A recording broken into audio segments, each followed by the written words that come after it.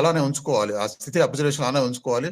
కళ్ళు తెరవకుండా ఆ కాళ్ళు మాత్రమే చాపుకొని కొంచెం లైట్‌గా కాళ్ళ వేళ్ళ దగ్గర వేళ్ళని కదిలిస్తూ ఆ తిమ్మిరి గాని, ఆ పెన్ గాని పోయినట్టుగా అనిపించే వరకు అలా ఉంచుకొని, మళ్ళీ ఫోల్డ్ చేసుకొని మళ్ళీ కంటిన్యూ చేయాలి ధ్యానాన్ని. అట్లా ఒక్కసారి వచ్చిన తిమ్మిర్ల కోసం, నొప్పుల కోసం ధ్యానాన్ని ఆపాల్సిన పని లేదు. అట్లా 1, 2 రౌండ్‌లు చేసుకోవచ్చు. కాళ్ళు జాపి మళ్ళీ కూర్చోవడం. ఒక పావుగంట తర్వాత అవసరమైతే మళ్ళీ జాపి కూర్చోవడం.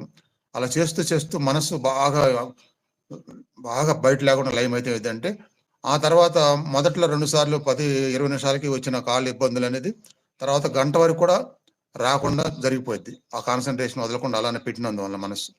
మొదట్లో వస్తది. ఎందుకంటే ఇంకా శ్వాసలు నడుస్తా ఉంటాయి. మామూలుగా నడుస్తా ఉంటాయి. రాను, రాను, రాను, రాను, రాను శ్వాసలు తగ్గటం వలన ఆ సర్క్యులేషన్స్ బాడీలో జరగాల్సిన అవసరాలు తగ్గిపోతాయి. అవసరాలు తగ్గుతాయి కాబట్టి తిమ్మిర్లు రావడం కూడా ఆగిపోద్ది. అప్పుడు ఇంకా ఎక్కువ సేపు అలానే ఉండగలుగుతారు.